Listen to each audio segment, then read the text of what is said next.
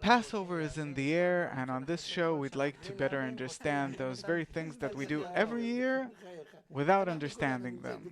What Passover? Come on. We're all the time fighting. We have such problems. The government and the entire country is torn into pieces.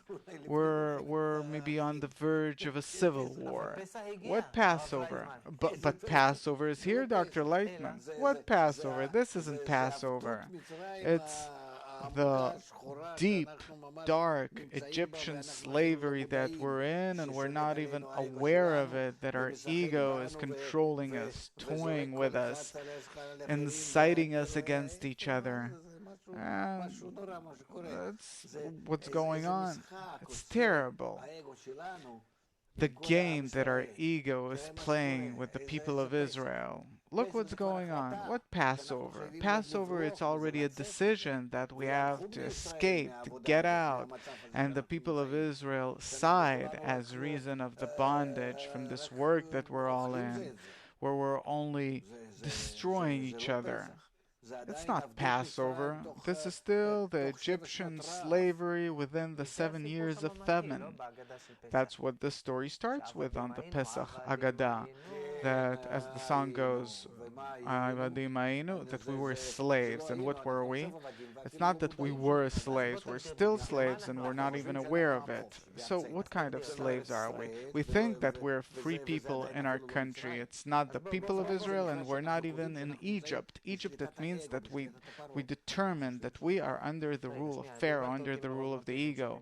We don't think so. Wait a second, you confused me with all the motives. Are we slaves? No. Because a slave, it means that you feel that you're the slave of your evil nature. What is my evil nature? The ego, where you really have to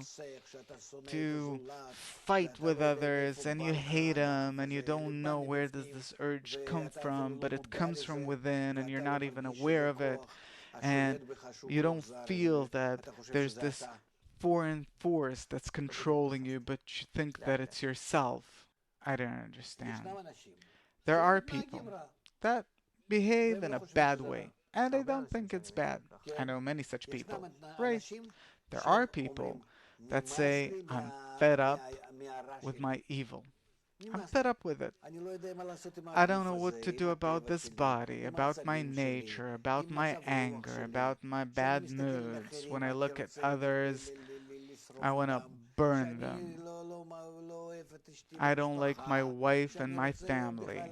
That I want to leave this world altogether. It can burn as long as I care. Give me some other planet, maybe on the moon or Mars. I'll find myself a place. I don't know where to escape to. Some small deserted island, and that's it. So a person says, where does it come from? It comes because I'm evil, because I can't get along with others, because I'm destroying myself with it. So a person already understands then that he is under the rule of the evil nature. That means to be under the rule of Pharaoh. Now we have to further understand, where does it all come from?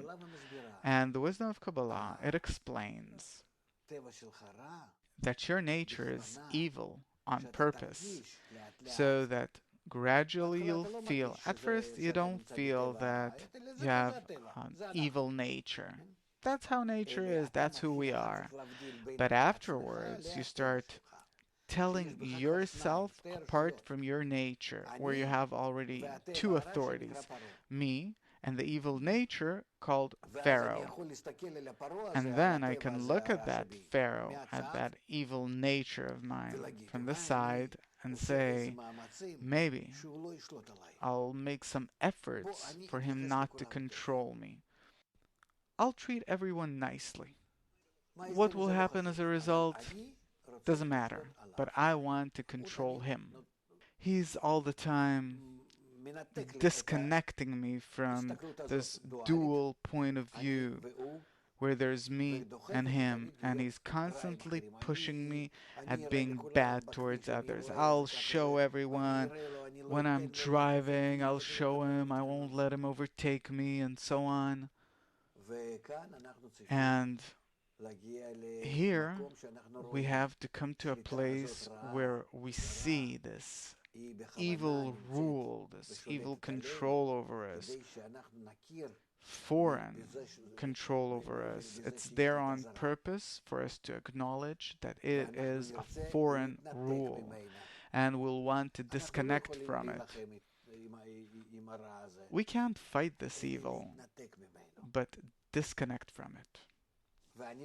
And the disconnection from it is called escaping from Egypt.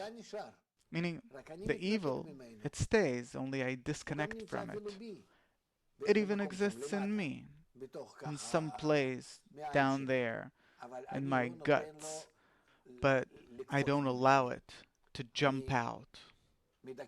I suppress it. I disconnect from it. Disconnecting from this evil where I rise above it, that's called coming out of the land of Egypt, coming out from under the rule of Pharaoh. And then I come out. I'm not yet a free people in our land, from slavery to freedom. I only come out of the slavery, but I'm not entering freedom yet. How do you go into the freedom? Wait a moment. Now you have to have the complete disconnection from Pharaoh, which is called the week of Passover, Pesach. And afterwards,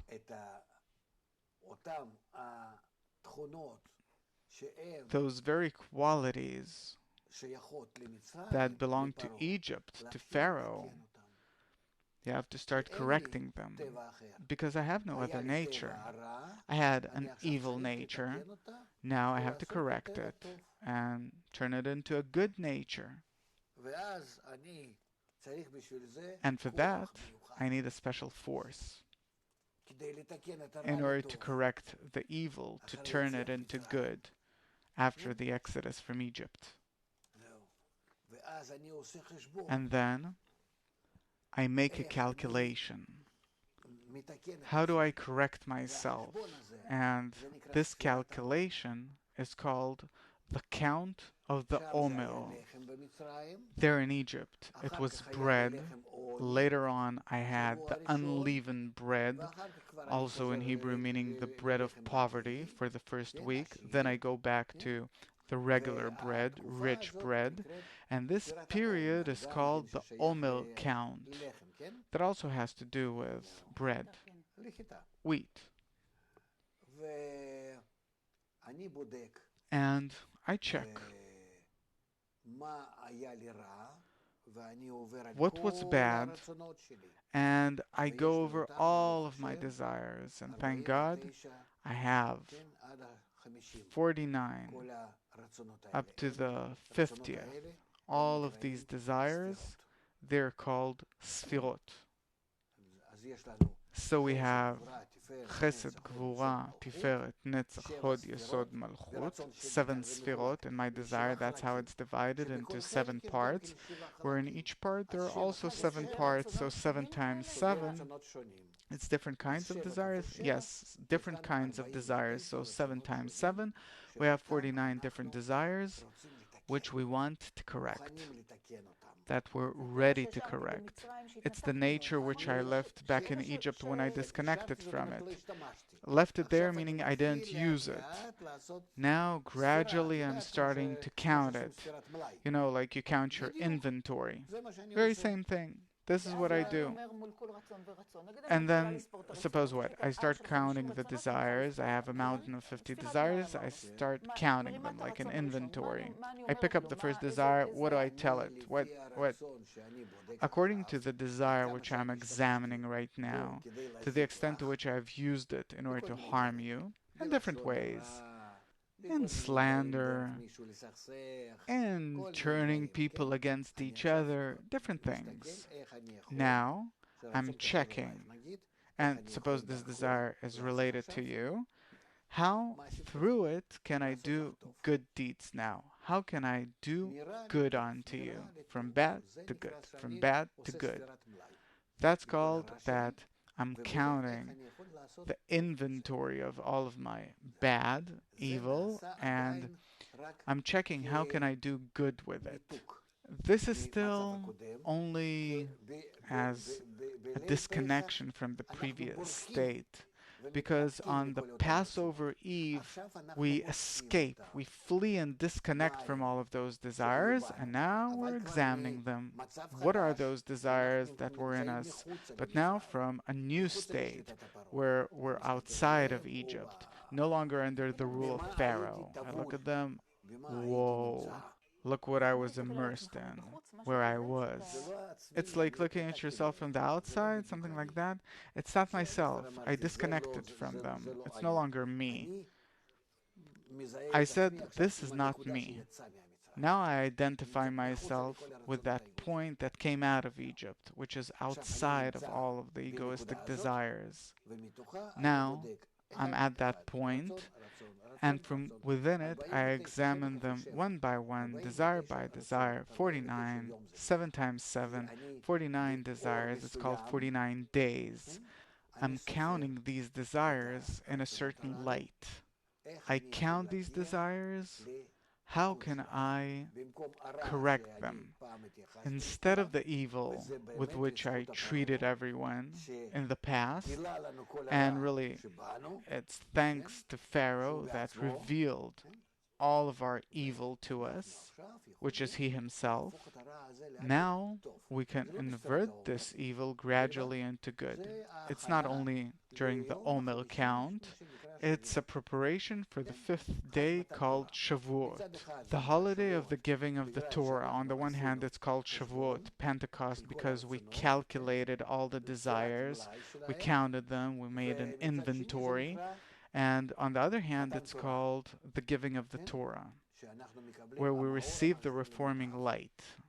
It's called I've created the evil inclination. Oh, now I see that it's the evil inclination. I made an inventory. Now I see it before me. And now I've created the Torah spice, meaning I'm needy of a special light, a special force that will help me to use all of these desires one by one and all of them together in order to bestow good onto others. That's called Torah, because the great rule of the Torah is love thy neighbor as thyself, love another as thyself, and this is what I come to. If I understand what you said, then you're saying that the story of Passover, it's a story of correcting the relations between people? Yes? With whom else do you have to correct your relations?